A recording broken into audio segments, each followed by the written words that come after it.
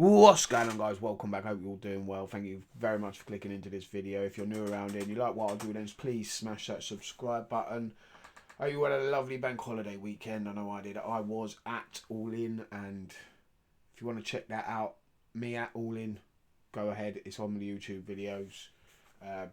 Just uploaded it just before this video, so go and check that out right now, and then come back and I'll tell you what I thought about the show overall.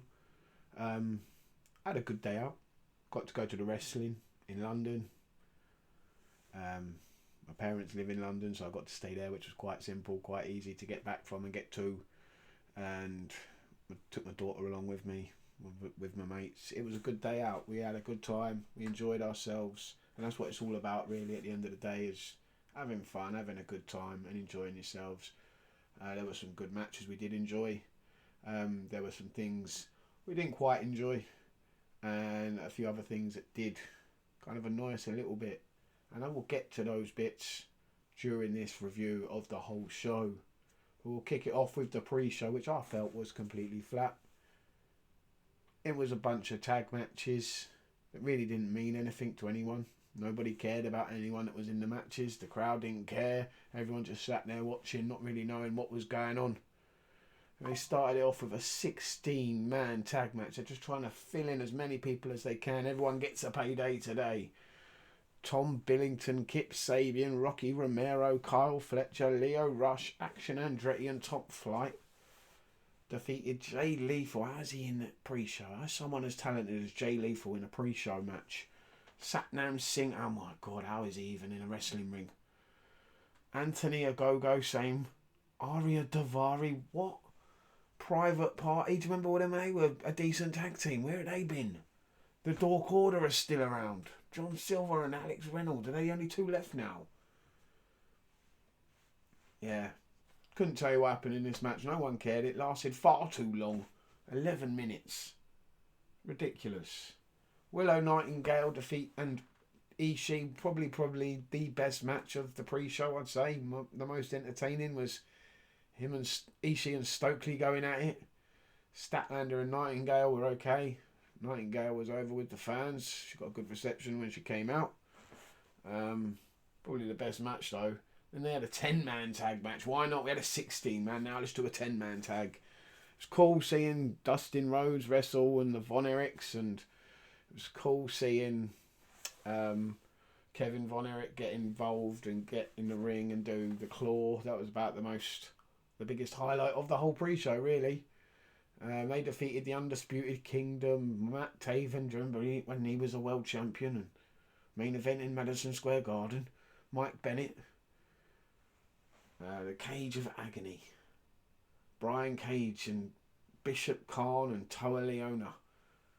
Yeah, this whole pre-show was flat compared to last year's pre-show. Let's have it right. Compared to last year's pre-show, this one was terrible. And then you get the old bloody Knight family coming out to the ring.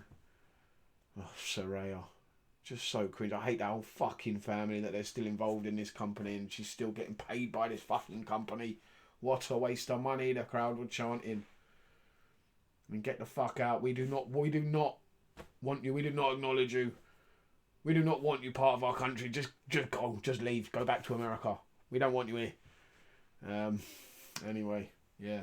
At least Jamie Hayter's back, which is a bonus, which was a highlight, which I like to see. That's cool. Jamie Hayter's back. The women's division. Looking decent, can't lie.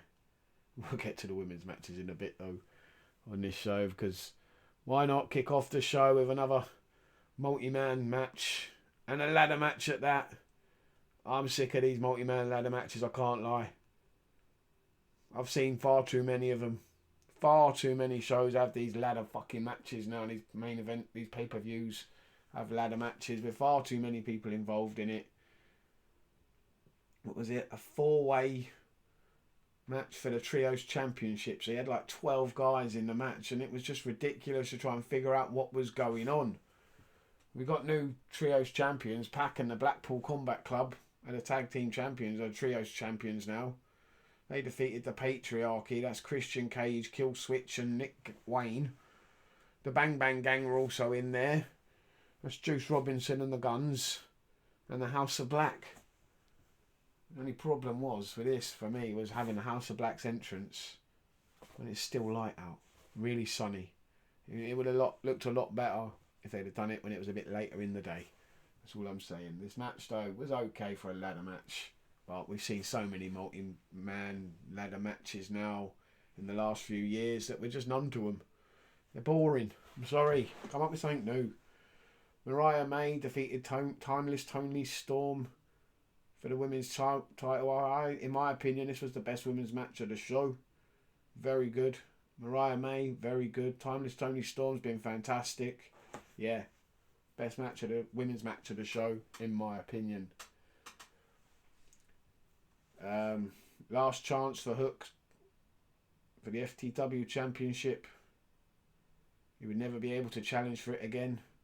Of course he's winning it. It was very obvious what was going to happen here. Hook had to win it back. Thanks to the help of his dad. Taz gets involved. Chokes out Toby. Brian Keith outside. And Hook becomes a champion, defeating Chris Jericho in an okay match. I've enjoyed Jericho as a heel. Hi guys. Hi. Love it. The Young Bucks retain the titles. Of course they do, as they should do. They are the best tag team in the world. Come at me if you don't think so. FTR. Kind of flat now. No one really cares about them as much as they did last year. And the same for the Acclaimed. They're falling off a cliff. They need to bolster this tag team division, in my opinion, a little bit. But the Bucks are carrying it on their backs, of course. The Casino Gauntlet match was one of my favourite matches of the show. I don't know about you, but I did enjoy it. It's up there in my top 3. Apart from the finish. It was just all the entrances, really, and all the people that were in it. Of course, the chosen one. He got screwed, should have won it. He's got one more run in him as world champion. Let's have it right. Jeff Jarrett for champ. Let's have it right. He's got to have a title shot. Let's have it right. Yeah, the finish kind of sucked, didn't it? It was good to see Ricochet. He came back. Nigel McGuinness. That was fucking amazing. The whole crowd, the whole stadium popped when Nige came out. Is he back full time or is this just a one-off? I don't mind because it was a great moment for Nigel McGuinness. And if he does decide to go on, who knows? But yeah, apart from that, Christian Cage getting the win. I understand where this is going maybe, but why can't we have Ricochet win it? His first match out, he don't even win it. His debut match and he loses. What's going on there? Without doubt for me, in my top 3 as well, Ospreay versus MJF. What a story they told, what a match they had. This was fantastic. Great storytelling, great in-ring. All you could ask for. 5 stars from me. Forget about the Meltzer stars. This was 5 stars from Grey Burley. And that sticks, mate. Do you know what I'm saying? 5 stars. Ospreay. What a win. Had to win in his hometown. You knew it was going to happen. MJF leaves empty-handed. But who knows where he goes from here. He'll bounce back, I'm sure he will. Mercedes Moné defeated Dr. Britt Baker. I can't tell you a lot about this match, but all I can tell you was the line for the toilets was pretty long. Jack Perry defeated Darby Allin in a coffin match and retained the title as he should do. He's been very good as a TNT champion. I've enjoyed this Jack Perry. Long may this Jack Perry continue. And it was cool to see Sting at the end. That was a good thing. That was a cool moment. Sting came back one time and helped Darby Allin from being burned inside the coffin. And in the main event for me, the match of the show, and rightly so, this was the best match of the show. This stole the show, and it was the main event, so it didn't really steal the show. It was the show. It was this match. It was Bryan Danielson versus Swerve Strickland. What a match. Both men put on a great show, a great match. The crowd loved it. I loved it. You loved it. Everybody loved it. Bryan Danielson is your new world champion. Yes, yes, yes. Overall, loved the show. There were some good matches. There were some bad matches. There were some really, really, really, really good matches. But there were some things. Let's have it right. Let's talk about the fact where I was sitting. And I could see people in front. I could see the ring, but there wasn't a screen. The other sides had screens. But in front of us, people that were on the floor, pretty much watching like this, with their backs to the ring. watching the screen that was behind us. Yeah, I've still got a sore neck, man, from having to look around like that, going, okay, what's going on? Yep. Sometimes looking at the screen, still, neck is a little bit sore. Other than that, yeah, do better, Tony. Do better on that one. Funny moment was where MJF streamers go up and get caught in the rafters and stay there for the rest of the night. But other than that, yeah, I will say compared to last year, the atmosphere was not the same. Of course, it wasn't going to be. Right. I think it was like, 50,000 this year compared to 80,000 last year. I mean, 30,000 people make a hell of a difference, and you can see from my video and from other people's videos how much of the stadium was tarped off.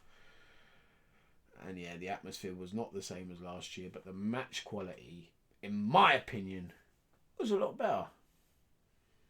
Definitely, the main event smashed last year's out the fucking park. Ospreay and MJF smashed it out the park as well. Two excellent matches. I thought Jack Perry and Darby Allin had a very good match. And the gauntlet was excellent. Overall, I enjoyed the show. Let me know what you think down below. Make sure you check out my vlog of the day. And yeah, I'll see you next time.